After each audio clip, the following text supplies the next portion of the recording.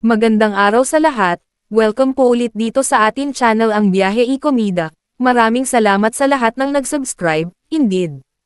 Punta tayo sa atin topic, November 6, 2025.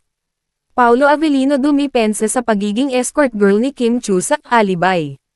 Hiningan namin ng reaksyon si Paulo Avellino sa mga daring scene ni Kim Chiu na nagpakita ng skin bilang escort girl sa The Alibay. Aniya, I don't think it's about skin, it comes from the maturity of the role and what the role requires. Minsan talaga may mga karakter ang mga istorya na gustong ikwento. At sa mga ganitong paraan kailangan dahil kung nagbebenta nga naman talaga ng aliw yung karakter. Ang hirap naman kung hindi mo nakikita o napapanood at hindi na ipapakita sa audience na hindi niya ginagawa yon. So, it comes well also from the maturity of the actress, paliwanag ni Paulo. Pero mas character-driven po ito and kami po rito ay very loyal at yung dedikasyon na ibinibigay namin sa karakter namin ay purely character lang, dagdag pa ng aktor. Hirit ng isa sa host ng presscon na si Migs Bustos, and of course that's mastering the craft. At para makonek ang titulong, The Alibay, ng serye ni Pao at Kim ay natanong ang aktor kung nasubukan na niyang mag-alibay sa aktres at kung pwedeng i-share.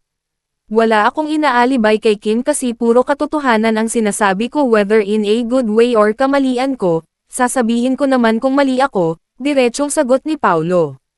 Anyway, ikalawang online series na nina Pao at Kim ang The Alibay, sa Prime Video pagkatapos pamatok ang Linlang, at gagampanan ng aktres ang mapang-akit na escort girl na si Stella, na todo kayod sa buhay para sa kanyang pamilyang nagkawatak-watek na. Eksklusibong mapapanood ang The Alibay sa Prime Video simula bukas, Biyernes November 7 at mapapanood din sa mahigit 240 na bansa at teritoryo. Double question mark. So again, may times ba na nag-alibay ka na kay Paolo dahil sa isang situation? Same question with Paolo, nag-alibay ka na ba kay Kim? All caps, please share the situation. Double question mark. From Alan Sancon. Hindi po sa akin. Salamat.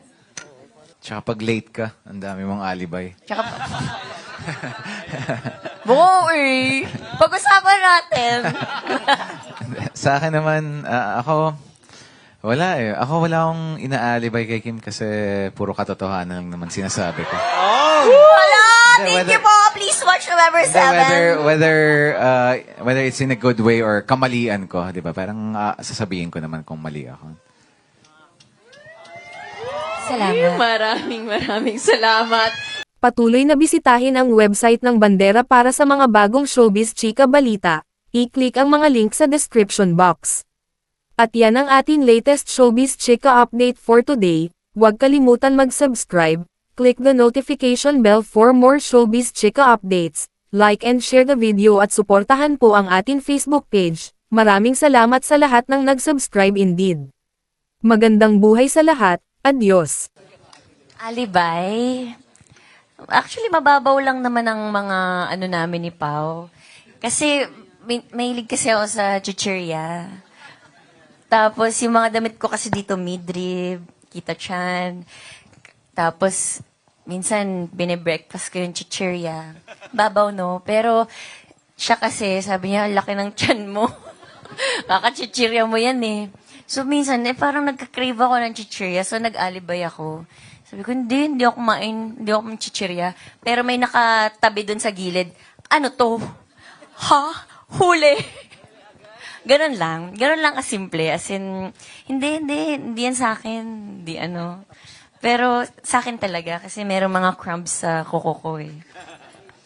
Ganon lang. Kim Pao, isang hiyawan naman para sa Kim Pao.